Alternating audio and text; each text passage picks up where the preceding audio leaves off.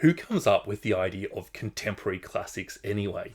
Don't we have book prizes for this sort of malarkey? This is my third and final response video to Kieran's triptych of videos, 10 classics you must read. The only difference is that this set of videos is aimed at people who actually enjoy books. I encourage you to check out Kieran's video, but mostly so you know which books you can gift to people you don't like. Please remember that Kieran included both Treacle Walker and Trust in his best books of the year, and I'm at least 80% certain he wasn't being ironic. Also, side note, he's a surprisingly good dancer. Of the 10 books that Kieran recommended in his video, I did not give a single one of them 5 stars, not a single 4 stars, and not even a 3.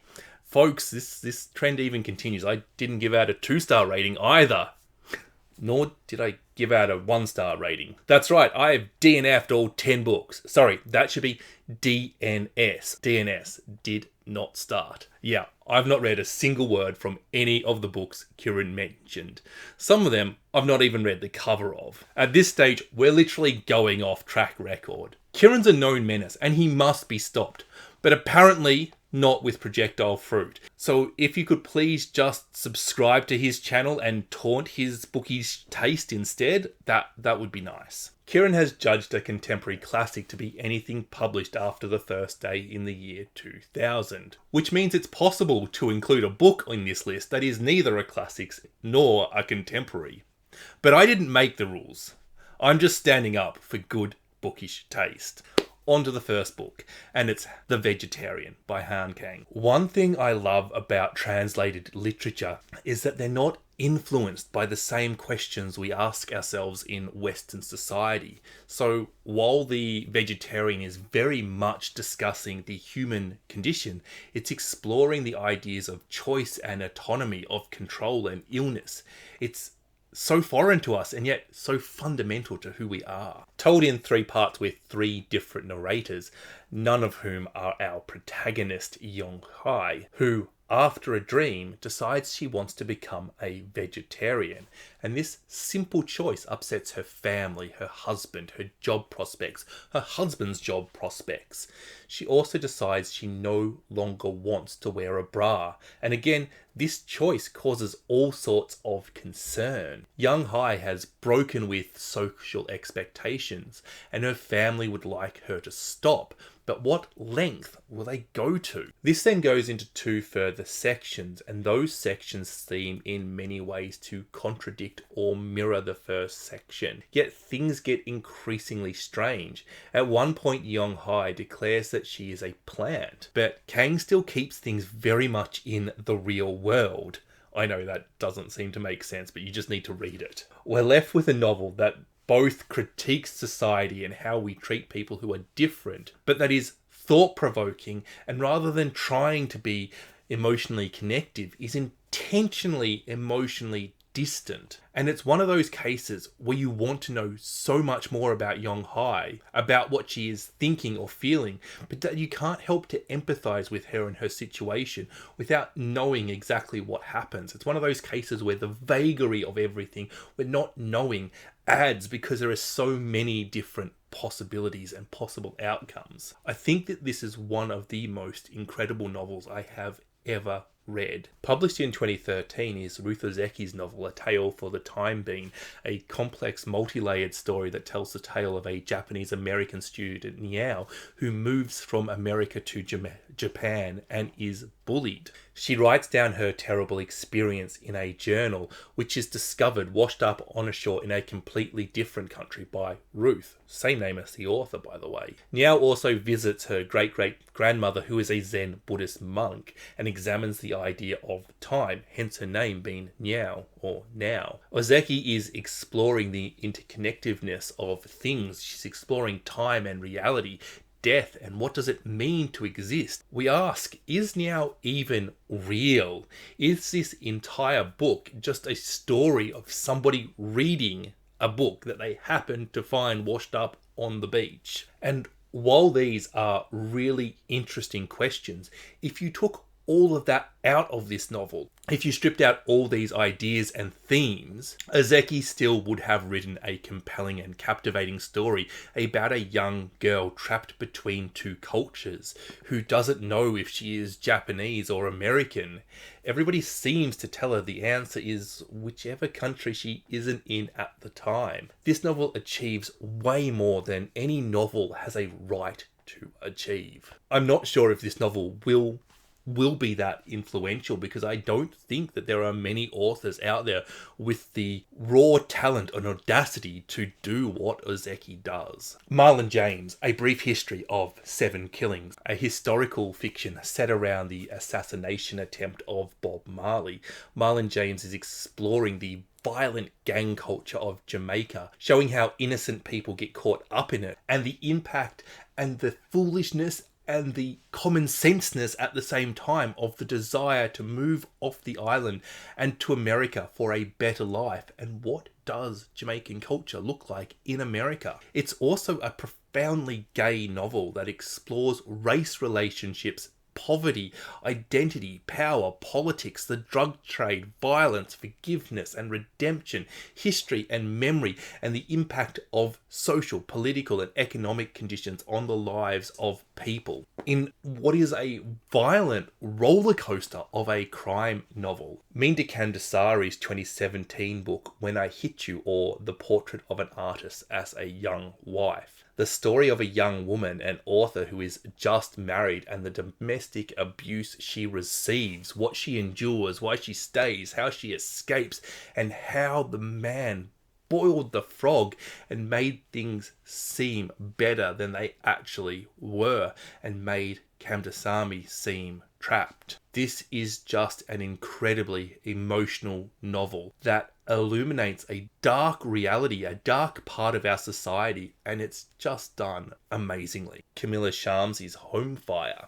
If there's something inherently modern about our world, it is the face of terrorism and the counteracting racism that it causes. Good books need to help us understand everybody in every situation. Good books understand that people aren't good or evil, that things happen because of a reaction to something, because of a cause. And this book helps me understand how somebody could be radicalized by extremists. And it did it in a way that didn't say that this is okay or that this is evil. It just showed the process without judgment. And it's such a hard process to show without saying anything, without appearing to be on anybody's side. This is also a book about racism, about how Britain will have to deal with the growing influence of the Pakistani British people, or the subcontinental British people, and how a complex multicultural Britain could still work. I think this is especially relevant now that Britain has their first brown Prime Minister. And if all this wasn't enough to interest you in the book, it's also held together by just a wonderful and complex love story. Tender is the Flesh, Augustine Bellerizza, an Argentinian dystopian horror novel where the consumption of human flesh has been commercialized in response to a virus. This book manages to combine an exciting and unique plot with the thought-provoking critique of society. Is it pro-vegan? Is it anti-capitalist? Is it feminist? Sure, it's all those things, but it's also including this discussion around misinformation in the media, about governments lying to us, about corruption, and the stark depiction of what society could look like in the future under any one of a number of circumstances, such as radical climate change or hyper-capitalism. This is the sort of book that people remember reading. This is a book that will mark its generation. Freshwater, Akwaeke Emezi. Freshwater is a Nigerian novel that focuses on the themes of identity, mental health, spirituality, colonialization of ideas, power, sexuality, trauma and abuse, gender fluidity and trans identity, family and relationship, cultural identity. You can see they've packed a lot into this little novel. We follow Ada and the multiple selves that exist within them. the different personalities, spirits, or even demons that take over in different situations. Different voices that allow Ada to overcome some truly horrible events. And it's very much based in reality. This is not magical realism. This is a Quakey Amazing saying, I know you have these ideas around mental health, but we have these ideas too. It's part of our mythology, it's part of our spirituality, it's part of our beliefs. And look, they manifest differently, but it's the same thing. Beginning in Nigeria and moving to the US later in this novel, we're really following Ada's life, their cultural experience, their Nigerian Igbo identity as it goes out into Western society and just tries to survive. It is wonderfully allegorical. Bernardine Evaristo, Girl, Woman, Other. How do you represent Black British women in one book? Well, Bernardine Evaristo uses 12 characters. 12 characters give Evaristo the ability to discuss different aspects of identity without having one aspect dominate the discussion. There are old characters, young characters, queer, straight, trans, cis, rich, poor, city, country, and so much more. Evaristo adopts an interlinked short story style where each one of these 12 characters gets to have their time as the protagonist, but that they also exist in the other short stories. And this in turn really does represent this web of how society works. It's a book structure representing a human or a social structure. And it gives us a kind of like a 6 degrees of Kevin Bacon, but make it about Black British women. Masterfully written with emotionally dense prose, poetic, beautiful, and just full of symbolism. Maggie O'Farrell, Hamnet. Hamnet is the son of Shakespeare, twin brother of Judith, who may have the plague, and it's up to Hamnet to warn his mother Agnes in time so that she can save her. We then flash back to Agnes and her meeting of Shakespeare, her relationship with him, with flash forwards to Hamnet and his quest to save his twin. A domestic portrait of relationship between two people, of what they have given up along the way. A feminist portrait of powerful men and the women who make them. But it is so much more than that. Agnes is almost this supernatural force. As Hamnet is looking for his mum, you're wondering, can she actually save her daughter from the plague? Written in the most stunningly beautiful prose, Hamnet is a breathtaking piece of art. Sorrow and Bliss, Meg Mason. There are so many options for millennial fiction on this list. There are so many books that are writing these portraits of women who are completely overwhelmed by the society in which they live. There is such a rich tapestry of millennial fiction. Why did I pick Sorrow and Bliss? Because I truly believe it is the best of the lot. Martha is suffering from an undiagnosed mental illness, which sometimes manifests as depression, sometimes anxiety, sometimes a little bit, sometimes a lot. She is 40 and her husband Patrick has just left her. This is her life leading up to that event.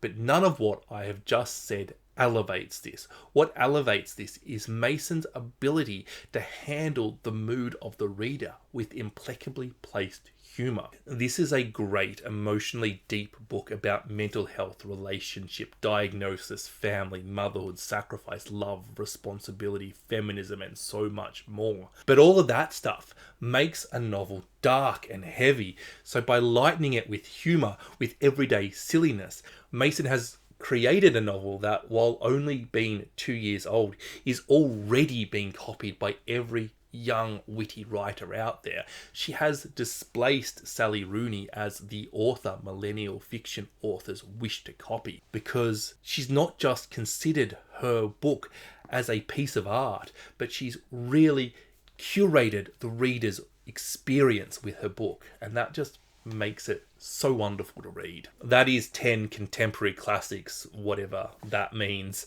for people with excellent taste in novels. But if you didn't like these books, please check out Kieran's videos. Maybe you too have terrible taste in literature, and that's fine. You're a person. You're allowed to have terrible taste in literature. If you're new here, obviously you should go subscribe to this channel. You should also go and subscribe to Kieran's channel so you know which books not to waste time on.